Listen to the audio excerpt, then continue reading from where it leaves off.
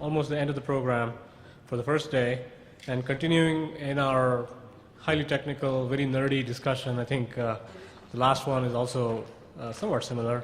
This is going to be presented by Dr. Sumit Chand. He's the principal scientist of the data science group at Technosoft, and his talk is titled Fault Detection and Failure Prediction.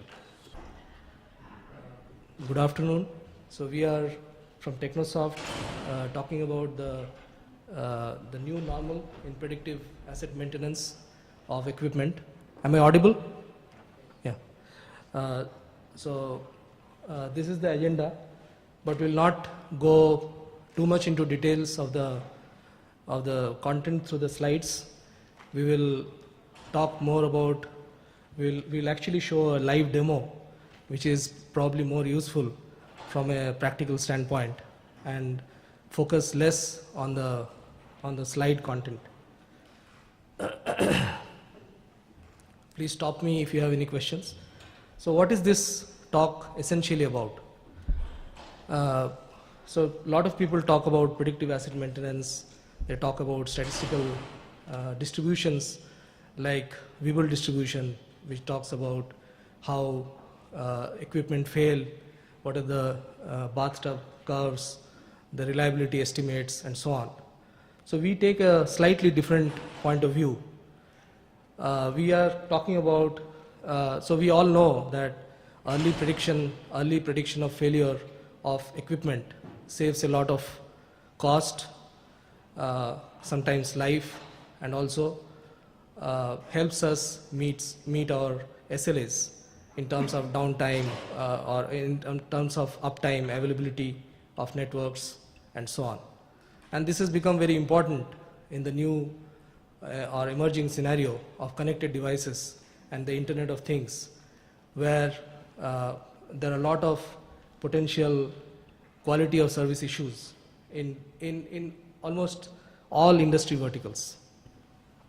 So we are not going to talk about telecom network health monitoring or aircraft engine health monitoring and so on, but we'll restrict our scope to a very simple example of a methanol production plant or a process where there is a potential failure of a reformer tube. A reformer tube is basically a metallic tube which is used for the steam reformation process, which is a very critical step in methanol production. So just this is an example of a equipment failure. Don't take it very literally, because it could be applied quite generically to a diverse scenarios, from telecom network devices to storage devices, printer networks, construction equipment, and so on. So here we are going to talk about a very specific kind of failure, which is crack due to rupture or cracks in reformer tubes. And these cracks could be very, very disastrous in a methanol production process, because methanol typically is a highly inflammable product which can ignite at close to room temperatures. So the traditional approach that you see all around, even in the highly specialized area of crack diagnostics or prognostics in reformer tubes, is to diagnose the extent of crack post the crack initiation. So once the crack has happened, so how do you know what is the subsequent life of the reformer tube? So they sometimes call it remaining useful life of a tube. So all this analysis is after the crack has initiated. So they do diametrical measurements, they do X-rays, apply X-rays, eddy currents, ultrasonic testing, lasers. There are a host of inspection techniques to know the current state of the crack, and based on crack propagation theories, based on Weibull distribution or other statistical models, predict when the crack is going to go to a macro crack stage and the reformer tube is going to fail. So they also combine these data that they collect from different inspection techniques to softwares which are which we have surveyed are mostly in the finite element analysis domain.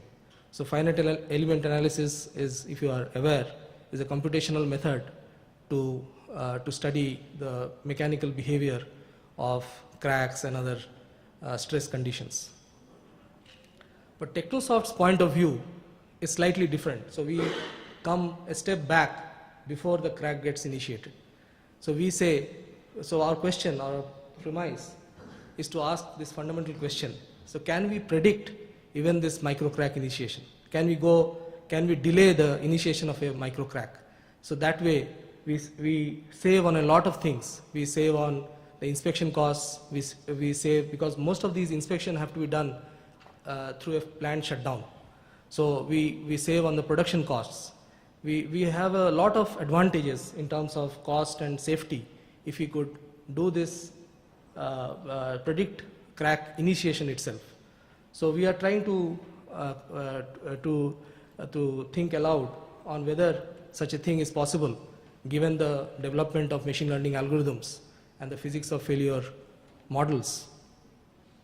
And could we dynamically display the initiation of the crack through a combination of a machine learning platform with a dynamic or an interactive visualization software? So can we do that? To prove our point, we have taken again a very limited scope of the problem, and we have demonstrated through a live demo how an algorithm known as event sequence algorithms, because in these kind of scenarios you could use a Markov chain, you could use time series algorithms and so on, or even dynamic neural networks. But here we have used a simple technique called event sequence clustering and represented the failure or the crack initiation of a reformer tube as a state machine. And we have tried to demonstrate how rules can be extracted from data, from the operating conditions data, and visualize the initiation of a crack. Yeah. Can I ask you a question? Yes. So, you collect the data continuously or you collect at a discrete interval? So that will Yes. be harder to choose. Yes. Yes. So typically the kind of operating conditions that we take have been collected discretely, because most of these conditions are not available continuously, number one. Number two, even if we collect this data continuously, most of the trajectories to different modes of crack initiation would be sparsely located in the continuous data sets. They will not be very continuously or equispacedly distributed in the data. Most of the data will be heartbeat or noisy data. So you cannot really use standard algorithms like time series. So therefore the need for a state machine representation, and also we all know that in this connected device world, this data is typically taxonomical or hierarchical in nature, with, say for example, you have routers, switches and so on, and then again under routers, wireless routers, 800 series switches, catalyst switches, nexus switches. So under that, so you have a hierarchy of products or devices, and also you have the second, which is very important characteristic of big data, which is event driven. So they are not very amenable to standard modeling or algorithmic practices like time series and so on. So they have a lot of these challenges because they are typically event driven. The event driven and taxonomical, both of these characteristics can be found in this reformer tube failure. So if you have understood this one slide, I think most of the slides that you see subsequently are actually a description of this first slide. So this is the impact of effective maintenance on different stakeholders. We all know society, shareholder, employee and customer, and how they impact profitability, and how asset maintenance is critical to address the needs of multiple or diverse stakeholders. So I think this is, so this again is a little description of the context of the problem, how methanol production process takes place, what are the different units of production, how each of these units could fail in different ways.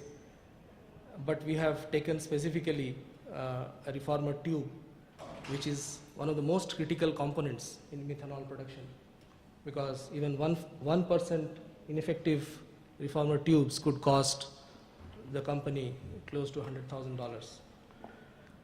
So this is the reason why we selected this as the equipment within our scope.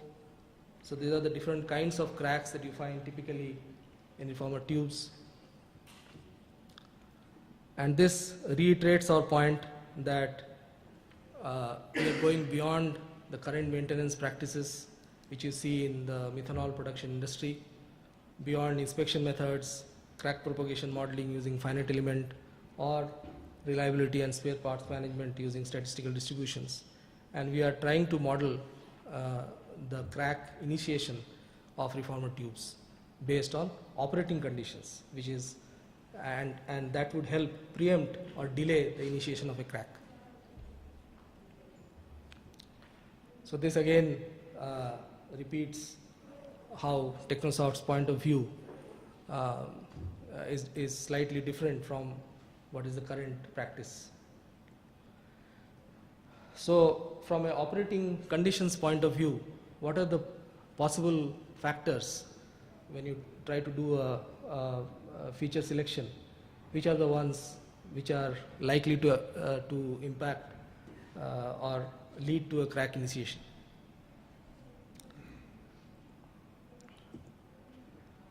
So this again talks about a framework which is applicable to a wide variety of devices, but are connected device platforms.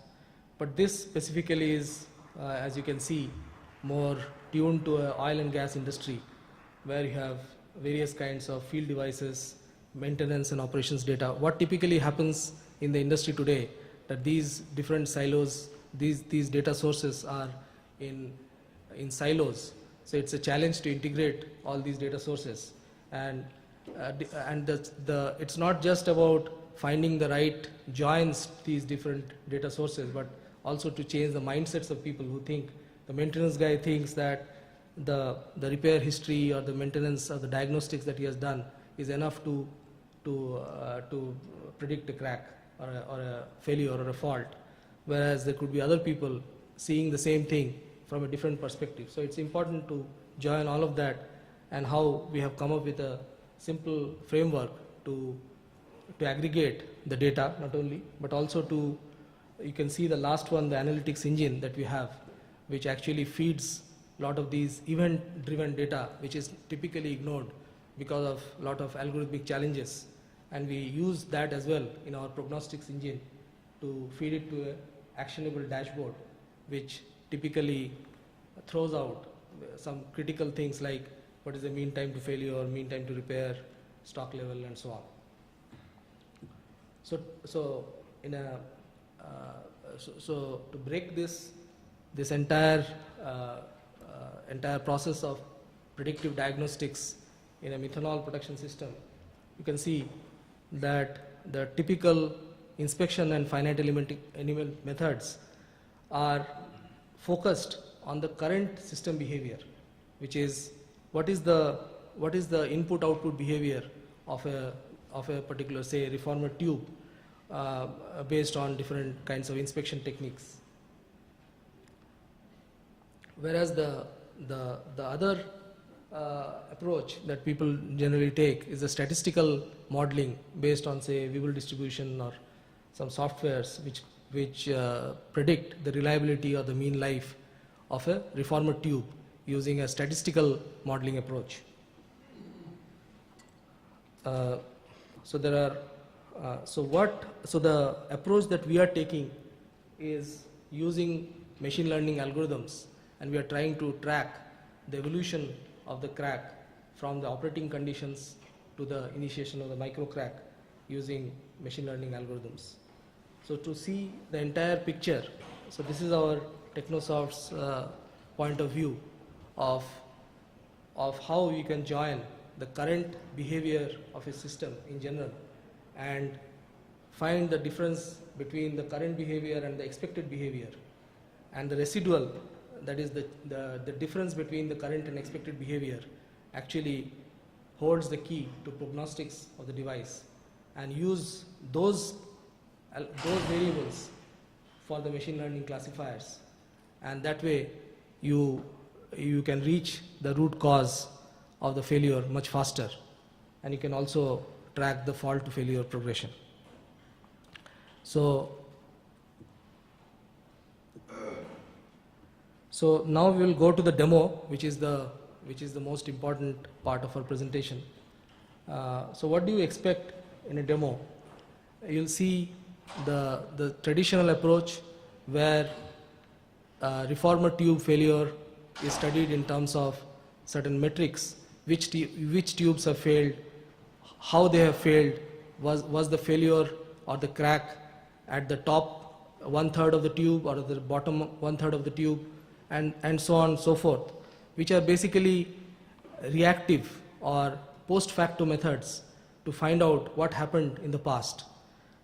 You will also see how the alternative approach of using event sequence clustering or frequent subsequence pattern mining helps you in not only seeing what has happened in the past, but also predict based on certain rules that are inductively extracted from the past examples or the past data.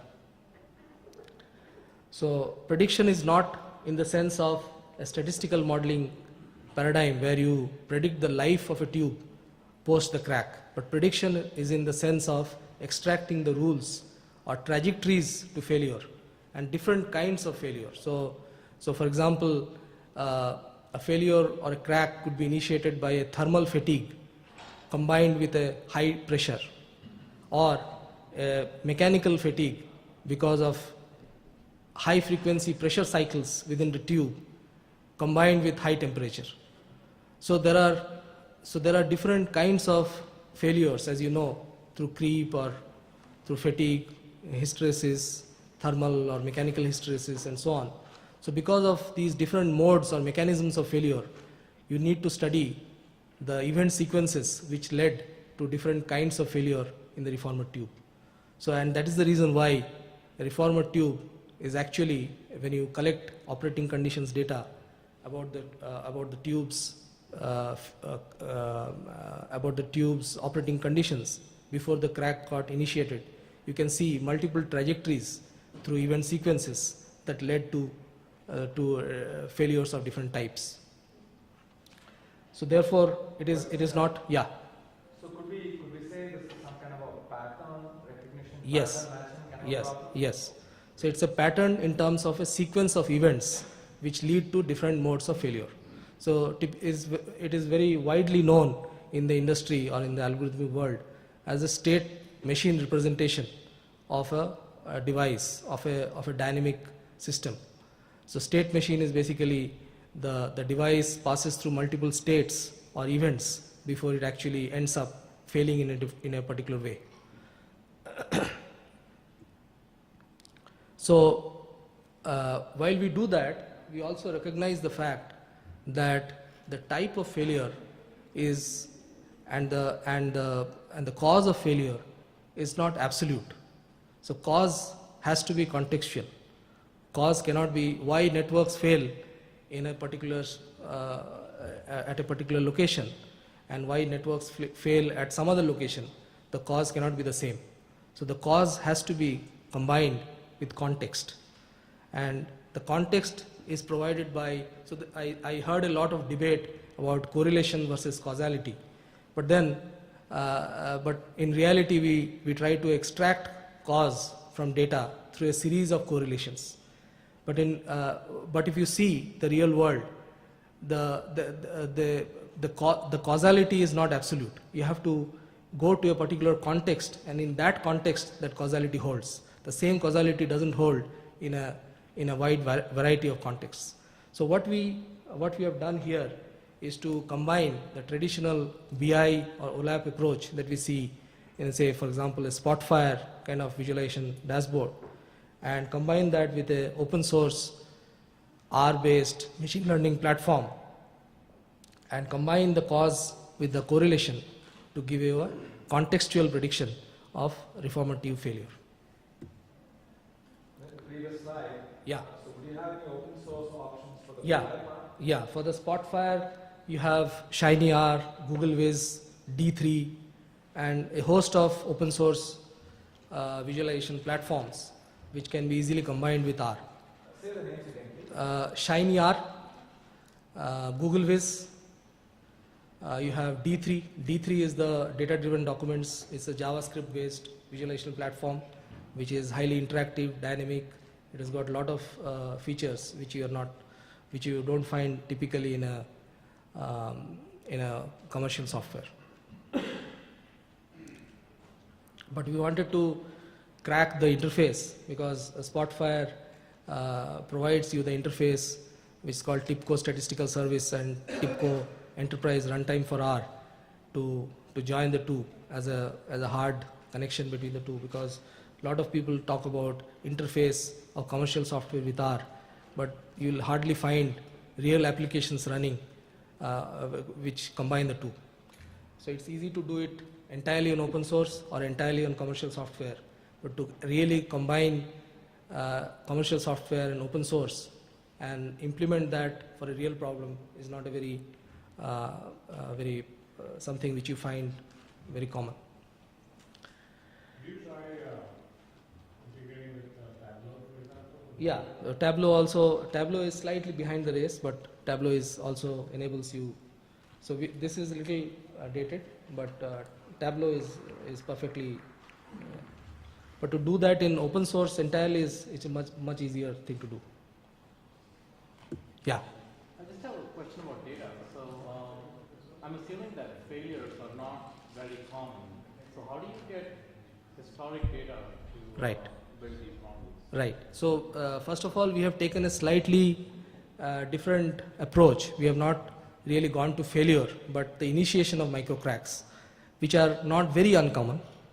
And secondly, we have taken this state machine representation and event sequence clustering and frequent subsequence mining, which has this ability to sieve through a huge amount of noise and come up with those trajectories, because you rely not on too many things, but some support, confidence and lift, and you can sort them and take a predefined threshold to reinforce or find strong rules. So we are only extracting the rules. We have not built an entire recommendation system or an early warning system to generate alerts based on the rules that are extracted. So we are only showing in a limited scope a method to extract rules from event sequence trajectories that lead to certain kinds of crack initiation. So you can see what is a event, what is a state. So just to clarify the confusion. So states are unique states or unique conditions of the connected device or of the equipment, whereas events are a recurrence of those states which happen time and again. So we have event sequences and subsequences which are parts of the sequences, and the event sequence clusters that you will see here does not use the typical distance based or entropy based or the similarity metrics that are commonly found in clustering, but here they use things like subsequence similarities or path similarities between different event sequence trajectories. So then you have the rule that is extracted, the support and the confidence of the rule. And subsystem obviously is a component of the system, but here we have only taken reformer tubes. So this is the taxonomy. I was talking about taxonomy and event-driven nature of connected devices. So here you can see how different kinds of cracks could be initiated by different kinds of operating conditions, where, for example, a high temperature could lead to a poor heat distribution, and that could lead to some kind of a crack, whereas it could be generated through a stress corrosion path, or it could be a combination of high thermal fatigue because of high frequency thermal cycles combined with high pressures. So there are different paths or different taxonomies which lead to different kinds of crack initiations.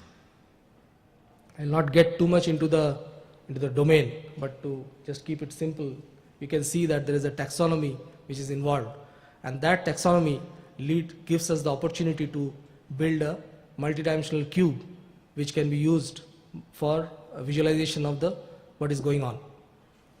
But it's all post facto. So how we crack the interface between Spotfire and R? You can see the cube was built based on those kind of hierarchical data on the cracks and different kinds of operating conditions. But typically you'll see the purple arrow going down in a Maximo or the softwares which are typically used in the industry for predictive maintenance, and it goes straight into a visualization platform, and they try to figure out what went wrong. But they can never really get to the point, how can we preempt that? How can we proactively, we can prevent a future occurrence of such an event. So we went to the next stage of throwing the data into R and try to extract the rules using a state machine representation. So again, it goes to the other extreme of extracting those causes from data and presenting it as analytical reports or data mining results, which you typically see in the industry. But then it does not join the context with the cause. So what we did as an extra step is to join the rules and write them back to the cube.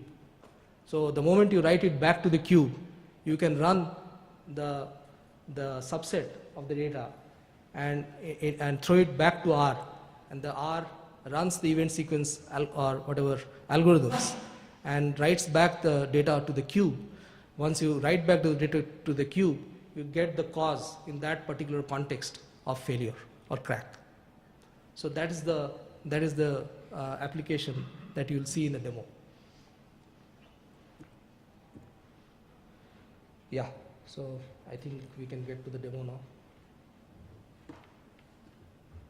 So if you have any questions before the demo, we can answer.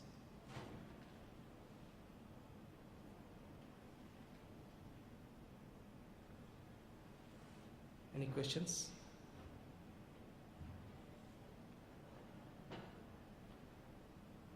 Okay, so you can see the overview. This is a very typical dashboard that you see in the BI industry, where you have these reports about what were the different causes in a reformer tube failure at a particular plant or a methanol production plant, where it says some 34% were due to chemical causes, some 51% due to mechanical, 16% due to thermal. So it's a report which tells you what happened last month or last quarter. And then it talks about what were the different kinds of failure that happened and what were the different operating conditions which led to most of these failures. So there is a problem with this kind of visualization because you are trying to see variables one at a time.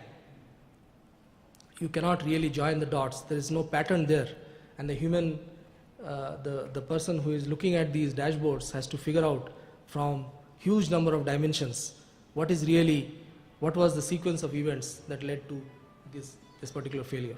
So unless those rules are extracted, we cannot really take any preemptive action, and that's where predictive analytics is becoming important. So you can see how Spotfire gives you the ability to, if I click only on this, it highlights this or whatever. Similarly for different kinds of failure. But this is trivial because this is provided by any of the visualization vendors.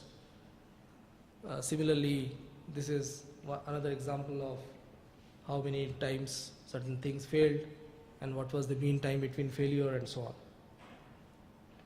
So the real value comes when you see, for example, frequent subsequences. But these frequent subsequences are for the entire data set.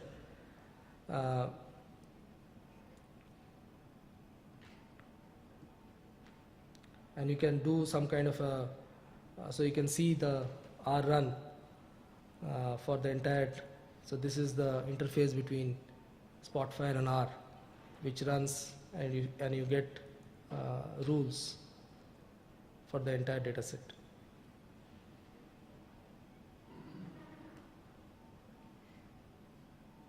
Yeah. So you can actually select lengths of sequences or subsequences based on, if you select all of them, you get a huge number of subsequences. But you may not be interested in subsequences which are of very short length, because they don't really talk much about the rules and you cannot really make it actionable. So you might be interested only in those rules which are, say, at least of length 3 or at least of length 4. So that way you narrow down your search. So that is one kind of thing. Second is, if you want to know only the mechanical causes, so again you select the mechanical and it runs and gives you those events, frequent subsequences of length 4 which are due to mechanical kinds of failure or mechanically generated crack initiations. So what it tries to demonstrate is that you can on the fly select subsets and find frequent subsequences only for those subsets. So you can correlate the context with the cause. Yeah.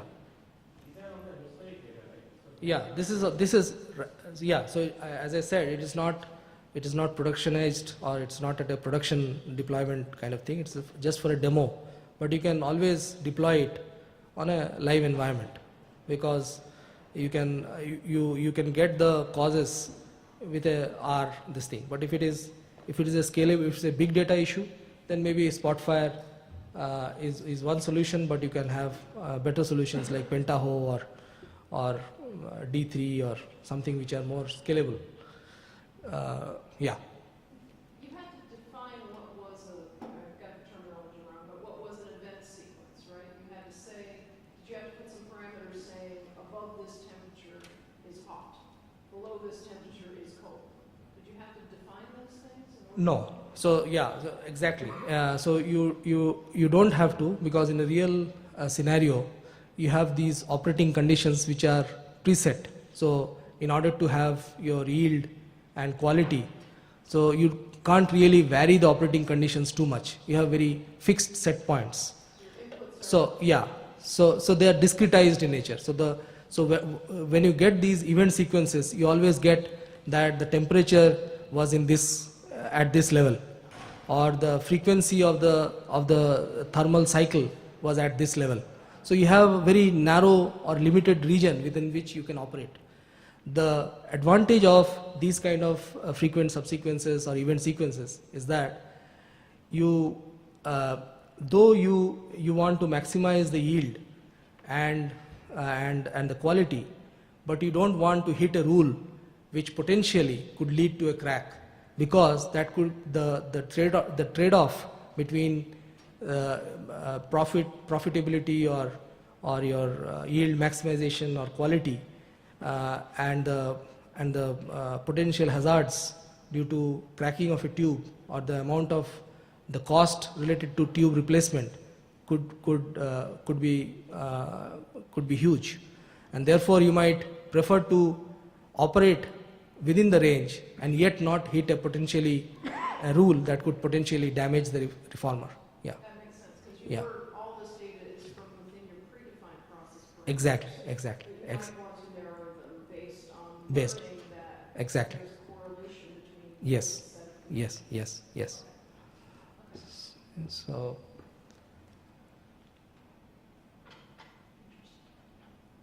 So you can see, so does it say about the type of failure?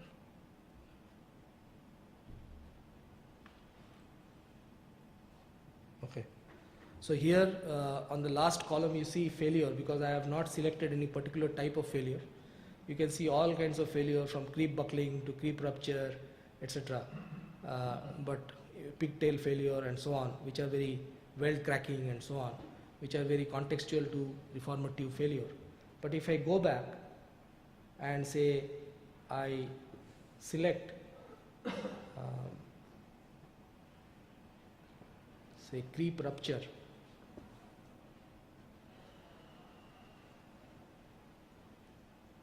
within mechanical, you see these are the frequent subsequences, and here on the last column you see all are creep rupture. So all these different kinds of events that the reformer tubes went through, you can see there them clustered based on the number of times it occurred in the data. So you can see which are the most predominant event sequences which led to a creep rupture kind of failure.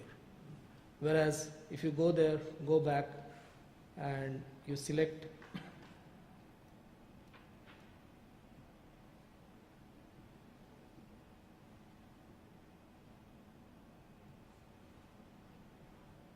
and go to a thermal kind of failure,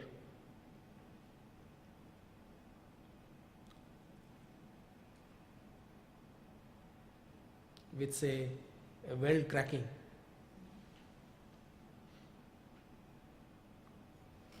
so you can see there are not many frequent subsequences which are of length 4. Of course you can increase it. If you increase the 1 doesn't really make sense, you can have 3 or 4.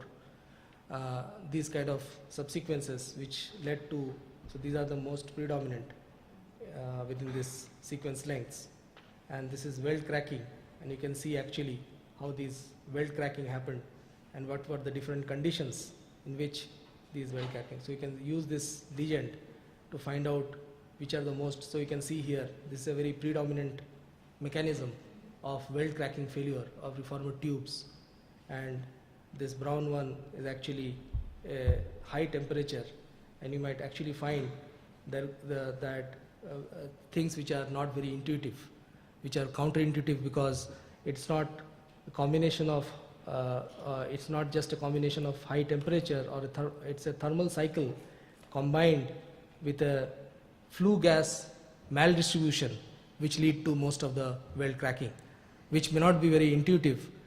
Because that's the advantage of pattern recognition from data, extracting rules from data. So you can see the advantage of having this contextual prediction or correlation versus causality. Yeah. But this is still trying to predict the event, but if I am taking a real-time witness, see what I want to know is not how I fail. Yes. What I want to know is how I am going to fail. Exactly. Exactly. Yeah. Yeah. So I will tell you. So what we have done so far, or what you saw in this demo, is only till this point, which is extracting the rules from the historical data. But once you have this rule base, you can use it for a early warning system, which is real time. What exactly was your question? So in the beginning, I mentioned that we have not built the entire recommender system, or we are not showing that as a demo, because that has to be connected to a live system. What we are showing here is how these rules can be extracted, and once you have these rules, though you operate within your set points, how you can avoid potentially damaging rules which are potentially harmful to the reformer tube, and thereby use it for delaying or reducing your costs, meeting your uptimes and so on, your safety regulations and so on. So do you have, yeah. So another question, so your outcome is ultimately whether it is a micro crack or not. Right. So how do you validate your work? Okay. Do you have can you share some Yeah. So numbers? yeah. So typically we have what we have used here is our n-fold cross validation methods, where we do the training and the testing. So so we don't do just the training and testing, but we use a n-fold method where we divide the data into n number of folds. Here we have typically used some 5 folds, where we train on the first 4, test on the 5th one, and roll it over. And then we also keep one set of the data which is beyond this n-fold, to test. Yeah, so that we had done in the process of actually extracting the rules.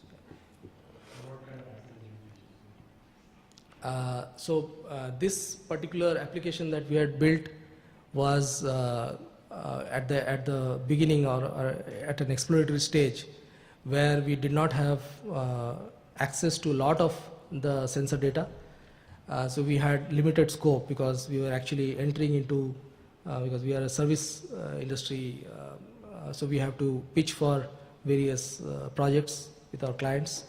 So it's a chicken and egg situation where you actually don't have a lot of access to the data, and yet you have to prove a point. So we could get, with limited access of data, we could get around 60 to 65% accuracy, which was quite acceptable from their standpoint.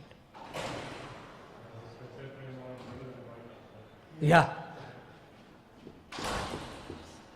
Another comment here, I think you're actually underselling yourself and your product, because you're calling it early warning and failure detection and preventive maintenance or predictive maintenance. What you're proposing here on the bottom half of the slide is actually avoidance. So it's to stop the failure from occurring at all, not Right. just to predict that it will. Yeah. So what we believe is in a I yeah. So no, I take your point. It's thanks for your point. But we also believe that every reformer tube in this kind of highly stressful, corrosive environment has to crack someday or the other eventually. So we cannot really stop the crack from ever getting initiated. We can only delay the process because the operating conditions are also not highly flexible. They follow certain rigid rules. So we have to operate within that narrow band, and therefore we can only delay the initiation of a microcrack. We cannot really. Yeah. Okay. Thanks. Anything else? Do we still have time, or we have run? Oh, okay. Good job. Okay. Thank you.